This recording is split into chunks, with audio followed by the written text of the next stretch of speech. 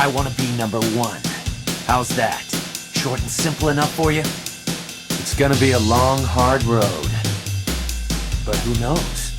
Could kick ass. Could be dangerous. Could totally suck. What do you say, bro? Join me. Let's see how far we can take this. And for you there holding the Wii remote right now, just press the A button. Let the bloodshed begin. Hello everyone, this is Zygon Kanar from GenDpad, and today's review is on Ubisoft's No More Heroes.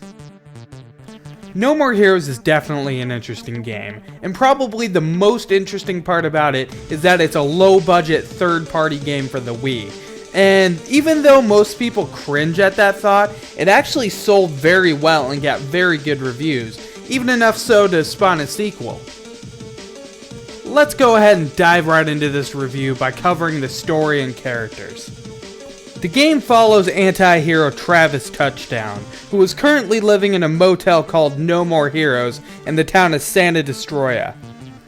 After winning a beam katana in an internet auction, he runs out of money to buy video games and wrestling videos and decides it's time to change his life. After meeting up with a girl named Sylvia, he accepts a job to kill Helter Skelter, also known as the Drifter. This earns him rank 11 in the UAA, the United Assassinations Association. Realizing that he has the opportunity to make it to the top, he sets out to secure himself the spot as the #1 hitman in the UAA. After killing the next ranked assassin, Sylvia reveals to Travis that if he stops killing, he'll eventually be targeted by other assassins. Travis, now convinced there's no way out, goes to kill every other assassin in the UAA and dreams to be the top of the organization. The story and characters are very simple and clean, making it easy to play this game for long periods of time without having to think too much.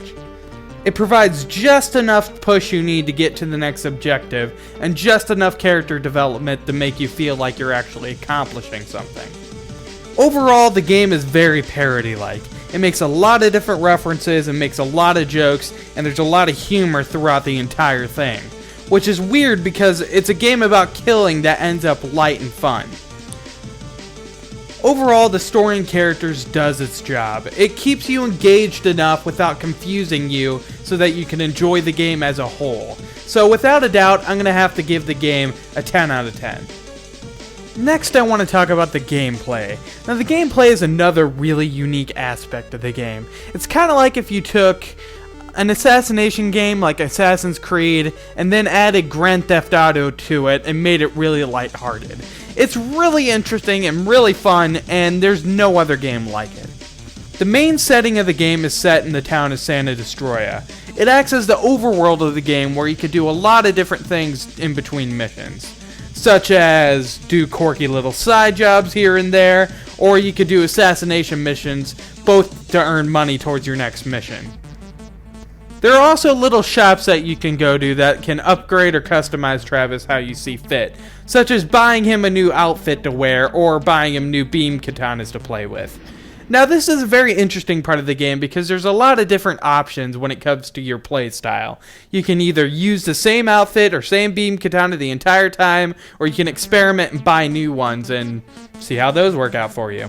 Though it does get a little bit boring sometimes, even though they do add different minigames and new assassinations to do, it kind of gets repetitive because of how much you have to do them. Fortunately, it kind of balances out a little bit because there are stuff you can collect to get upgrades. However, you still kind of want to push yourself and get to the next mission. The missions themselves are very well designed and very realistically laid out. You can tell that they put a lot of time and effort into making it as realistic as they possibly can. However, the mission's objectives can get a little repetitive, as usually you're just storming the place and killing a bunch of enemies. Now, though it's not entirely boring, sometimes when you're there for a good 20 minutes, you just want to get to the boss already. The bosses are definitely the most fun aspect of the game, where each one has its own unique personality and their own outlook on life that they share with Travis before the fight. The fights themselves are definitely fun. Each boss has its own style of fighting, and it's fun to figure out their weaknesses and strengths and how to kill them before they kill you first. I won't be showing too much of the fights, just because that would be spoiling a really big part of the game. so I'll let you figure this out on your own. But just trust me when I say that it is amazingly fun to fight these bosses, and they did a really good job in designing them and making them all unique.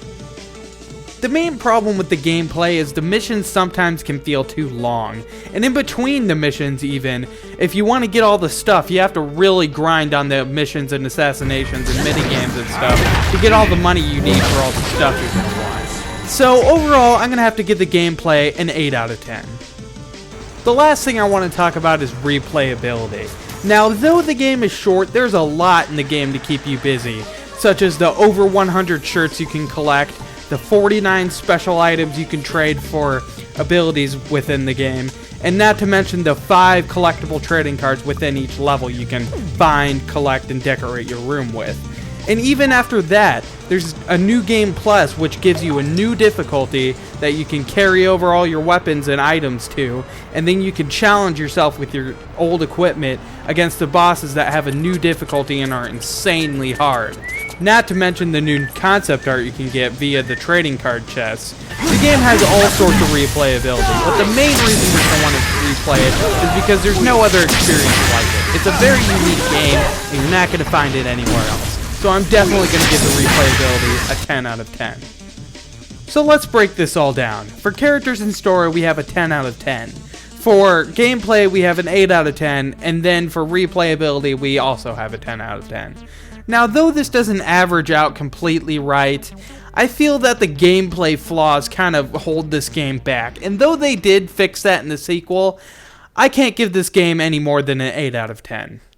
This has been Zygon Kanar from GenDpad, and make sure to comment, like, and subscribe if you like the review. And don't be afraid to tell me any suggestions you might have for me to review, or to tell me your own opinion on this game. So, thanks for watching, and I'll see you guys next time.